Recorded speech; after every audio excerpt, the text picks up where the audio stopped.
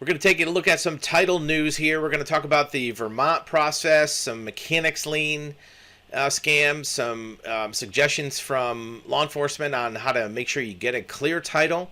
And we're also going to take a look at some requirements for doing a storage lien. First of all, here's another article about the Vermont process. This is an Auto Evolution, a really good resource for all things title, old cars, new cars, and it talks about this is how you can get a title for a relic and why you have to do that before restoring. This is very important. A lot of times we talk to clients who have a vehicle, they've already restored it, and now they're panicking because they don't have a title and they have all the money into it. Look at this old GTO, or it might be a Le Mans. Can't tell if this is a chrome or Endura bumper. It's probably not worth anything now, but if you put a lot of money into it, it could be a $40,000, $50,000 car. These old classic cars are selling for a lot of money. What happens if you do all that and you can't get a title? Well, it told you how to get titles for different vehicles, but you need to know that a title does not expire. Once you have it, it's good forever as long as you own it until you sell it. Here's one of the most common methods. We've talked about it before. Vermont. Best option is Vermont. This is what the different news stories have been talking about for years. Auto Evolution is just the latest. Why Vermont? Out of 50 states, it's the only state that accepts a bill of sale as legit possession document. Right? It tells you right here, once again, that the Vermont process. You could also do a surety bond or lost title bond. We talk about that on our website. To get a bonded title, you have to fill out a form. Make sure that your vehicle is legit. None of these are going to work if you have a stolen car, right? But the Vermont process, once again, is referenced by a major publication. What about storage liens? What about mechanics liens? Here is a PDF that was released by North Dakota.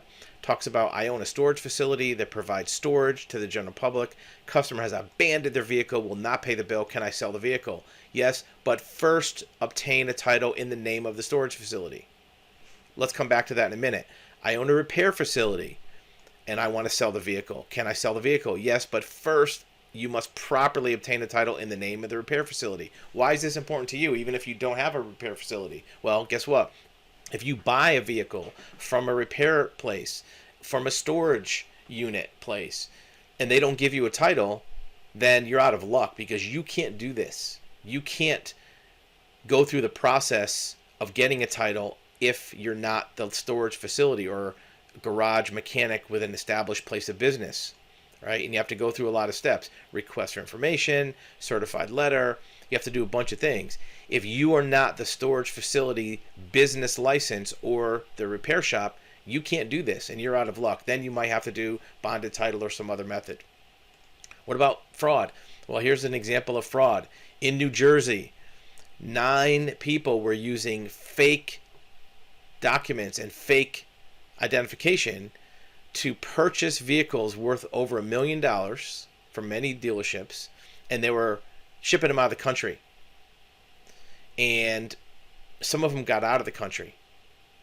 What happened is they had 26 motor vehicles and 3 boats using fraudulently obtained licenses, and then 10 vehicles were recovered, but others were shipped overseas.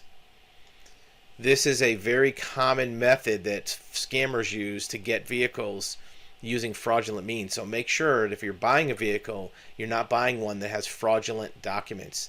And the FBI gets into this by diligently investigating cases of document fraud. They uncovered larger criminal schemes. Sometimes they sell these cars right inside the country. This happened over many, many years. These were higher line vehicles, you know, Ferraris, Porsches, a couple BMWs, but it can still affect you as a consumer if you purchase a vehicle that doesn't have a good title. Make sure that you look at the title, make sure it's accurate, make sure you verify it with law enforcement and with the DMV. Make sure the person giving you the title has an ID that matches their name on the title. Just getting a title by itself, it could have a fraudulent signature on it.